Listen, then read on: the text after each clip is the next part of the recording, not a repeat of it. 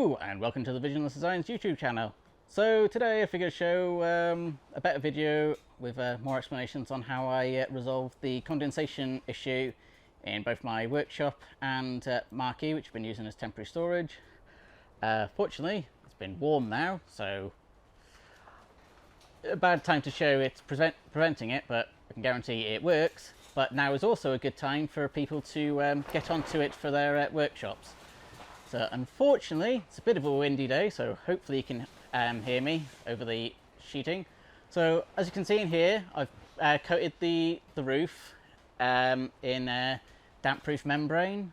So far, there hasn't been any mildew forming, and all the condensation has been dripping onto the sheet, which is then running out the windows.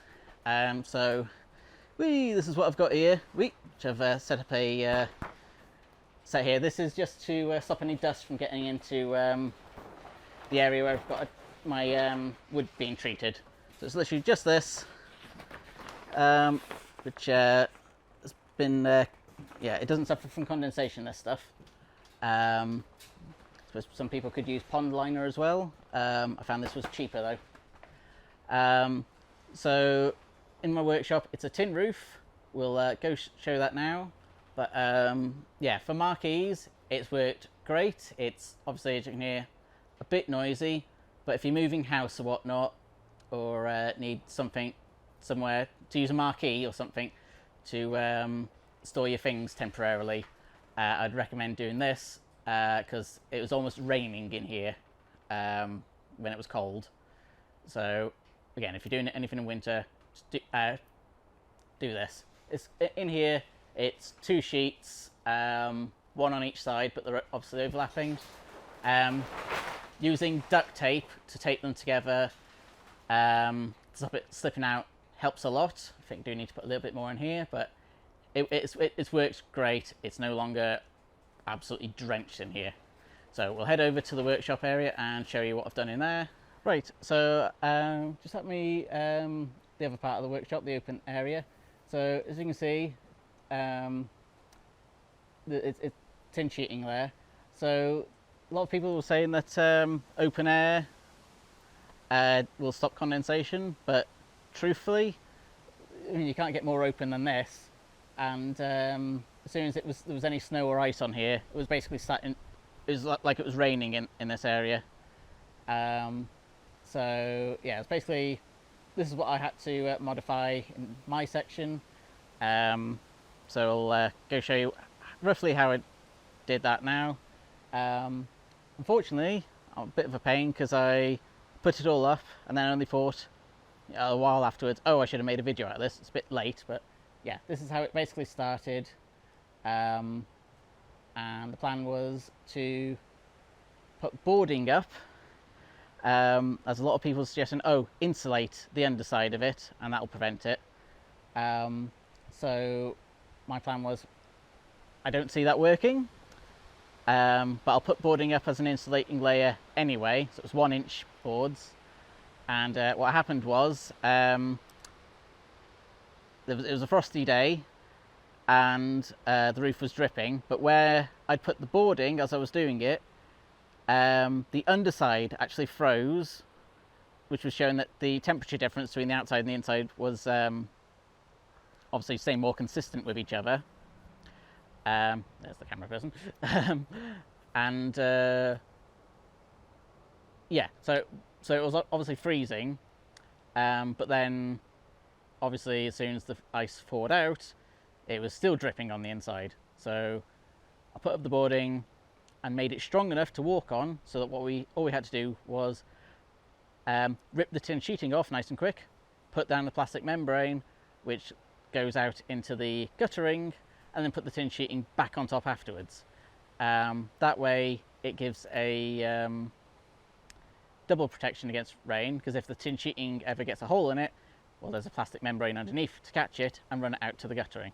So I'll go show you roughly what I've done. I can show you the boarding, but can't show you everything exactly because, again, I'm not ripping it all off for the video. Right, so in the workshop now, standing on a stool because, you know, I'm short, need lots of stools. So as I said, in here, I've boarded up the roof, before anyone says, yes, this is a terrible workshop roof design, instead of having these beams along here, I should have actually put thicker beams going along there, but I basically patched up what was already here and didn't think to change it to what it should have been. Different thing altogether, that. But so got these boards here. They're held up by where to put them. The point is to literally make it so that you can walk on these, so it makes it quicker and easier in case you do get a wet day, to basically board on here to help with supporting the sheet, because you want it to have as much area as possible. Because if you did every other board or anything like that, the sheet is going to sag and water's going to collect there, which did happen in another area that we tried doing it on. So you want it completely as level as possible. There are other benefits to doing this. So insulating the sheet, the tin sheeting does have a benefit. Like today, for example, a hot day, it's cooler. So despite the fact the tin sheeting is getting hot, that heat isn't radiating down here, which also made a difference in winter because it's not getting as cold in here either. Another thing, which is a big thing for me, is when it rains, the obviously heavy rain hitting the tin sheeting it makes a lot of noise. Having these pushed on the sheeting nice and tight takes away all the noise. Well, not all the noise, but most of the noise is dampened because it's not vibrating as much. So that's another thing to take into consideration. Helps with noise and temperature, as well as long as you do it right with the sheeting, removes condensation. So just do a quick show around the back. Again, this isn't going to be as informative as if I'd shown the whole process from the start, but it's already done now. So I can show you what the sheeting is like at the back. Right, so as you can see here, this is how we've done the sheeting. You can see the sheet coming out from under the tin into the guttering. I think the guttering needs a bit of a clear out here, but that's all it needs to be, just a nice simple bit like that. I think someone cut the sheet a little bit too thin further down, and it started leaking, so we had to patch that up a bit, but just need a couple of inches over just so it goes down into it. And this should solve any condensation issues you have. Right, so that's all that. Hopefully this will be interesting and informative for some people. Obviously it would have been a lot more informative if I'd shown you all the steps of us actually putting in the damp-proof membrane in the roof. And of course when I tried insulating it with the boarding first without it, and how the ice reacted.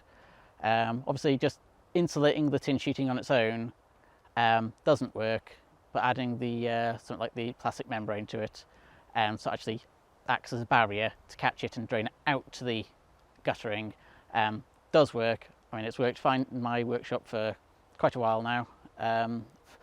I've got the driest workshop on the farm now, so it's definitely something to look into if you want to keep your buildings with tin sheeting dry. So yeah, hopefully you found this informative, and hope to see you in future videos. Please check out the visionlessdesigns.com website, where you'll find links to the Etsy store, Instagram page and Facebook page. Any questions, please put them down below, and hope to see you in future videos.